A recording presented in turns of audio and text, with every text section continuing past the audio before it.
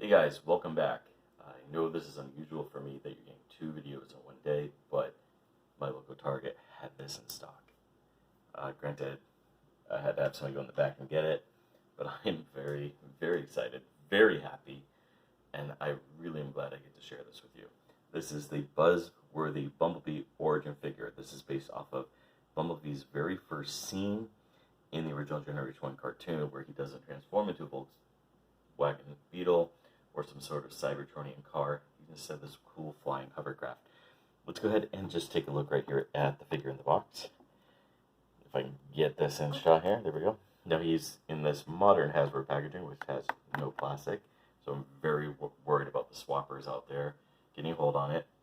But it's really cool. It was actually pretty difficult to get out of the package. The twine they have is really strong. I have to sharpen my knife now. But we take a look at the package. We do have different shots of Bumblebee, including how he looked in the Marvel comic down there at the bottom. And we do get the wonderful product shot that shows you the figure, the accessories, and the alt mode. Now, just going to point out ahead of time that this and this don't come in silver. They come in black, but who cares? It's Bumblebee. Honestly, I don't even care about the jetpack. The jetpack's become one of those things where you use it once in a scene, an entire scene.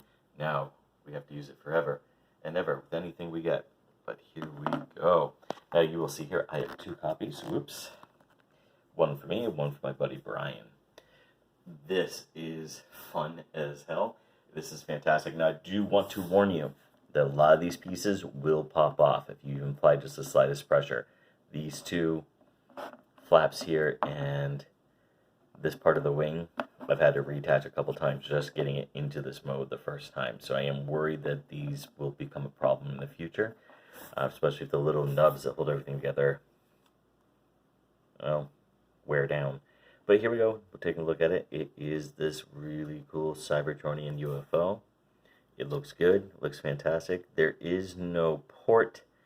Oh no, there is a port where you can put it on a stand so you can have it fly. But as you can see, he does have visible head syndrome down there, and you can see where all the pieces go, but it is a really fun transformation. Again, pieces will pop off, and the transformation of this figure is very fun. It's challenging. Reminds me more of the car robot days than modern figures.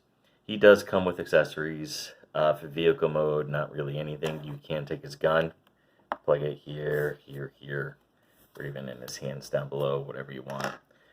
He also comes with a backpack, which I already told you about, the jetpack, and the energon rods, which don't store anywhere. But yeah, I mean, there you go. This is what fans have been waiting for since 1984. Cybertronian versions of the beloved characters, and let's hope we get some more. Now we've gotten the Tetradets, and of course, you know, the recent lines have given us modern interpretations of the figures and having Cybertronian out modes, but we've gotten very few. Oops, see, like I told you, these things pop off. But we've gotten very few based off of their Generation 1 selves. Now, Soundwave, of course, you can get into his lamppost mode. That's rather easy. That's a given. But it's the rest of the figures that we really haven't gotten so far. Like I said, just the Tetradets, and they don't really look how they look on the cartoon. And now B. And we're hoping, everyone's hoping, of course, that eventually we'll get Wheeljack or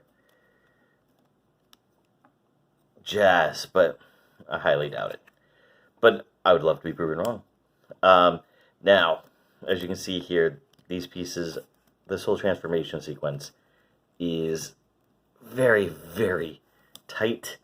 Everything needs to be just in the right spot, and again, pieces are very, very pressure sensitive, so you do have to almost worry that you're going to break it at times, but just be careful when you transform it, and you'll get there. Now, these are on ball joints, so again, they do move. When you do transform them, as you can see here, there is a tab, so these hands lock into place. Now these, as you can see, are very, very tight. And I'm actually really surprised, given Hasbro's quality control issues as of late, just how tight that actually is. I'm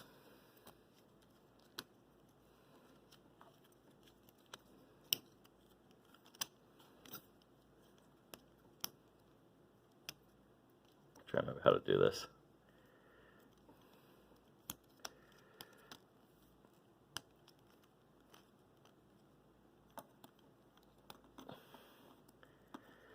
Trick, grow fingernails. That's going to help you here. I, of course, don't have any, but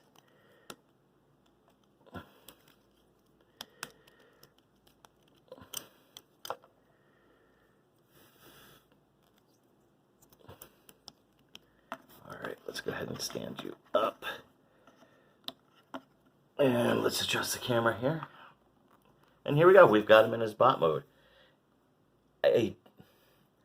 Normally, you know, I don't like showing the transformation sequences because I don't have the patience to film them, and I feel like I look like an idiot half the times because I'm fighting with them, and you can see why. But look at this figure. This is great. This is a lot of fun. As you saw the transformation, it's a lot of bending, a lot of folding. It's almost a shell former, but not quite. But let's go ahead and take a look. He does have that beautiful G1 noggin. Look at that. It is gorgeous. Articulation-wise, arms can go about that far until the back hits it. And of course, the back hits it there, but you can't go out. You do get elbow. And then you do get that. You do get full waist rotation. As far as the feet go, you can go that far out. You can go that far back. You do get knee. Feet, you do get massive amounts of ankle tilt. Look at that. Head is kind of on a ball joint, but it really doesn't do anything. Sorry, folks. But that's it. That's literally the bot mode. But as you can see here, it is a fantastic, fun little bot mode. And I really do dig it. He is small. I don't think he's worth the $22.99 or whatever it was I paid for him. But considering how much everything is going these days, price, I'm not too shocked. But again, he does have his accessories. We do have a gun, which doesn't want to go into his hand. And he does get a backpack. And then he gets these Energon rods, which don't store anywhere and you can't hold them. You can just basically hold his arm around him and hope he doesn't drop them. He dropped them. The Autobots are doomed. As far as size goes now, I am house sitting, so I don't have really in my collection. I have Rackonite, whose video I posted today. So we're going to go ahead and just show you just how he compares to Rackonite. Rackonite is about a third of the size bigger. Just to show you. So Bumblebee's always been meant to be a smaller character. He is, of course, one of the mini bots, one of the small Autobot cars, based off of, you know, the old Penny Racer figure that he came with, that he originally came as, rather, that was a deformed Volkswagen Beetle. And he's always been portrayed as one of the smaller Autobots. And this is no different. But it is really, really cool to see that they've been willing to do this, that they're willing to try and give him the original mode that he should have had. And he does have, you know, because of how the cartoon model worked, he does, of course, have his cartoon metal chest. Get out of here. And so he does also have a Volkswagen chest. But that was on purpose for the cartoon. They did that so you would recognize Jazz, Bee, Soundwave, and the Seekers, even once they got their alt modes on Earth. So yeah, that is this figure. I am excited. I hope you're excited. I hope you get a copy. Please comment down below. Hit like, subscribe. Tell me what you like, what you didn't like, and what you want to see next. Thank you, and have a fantastic week.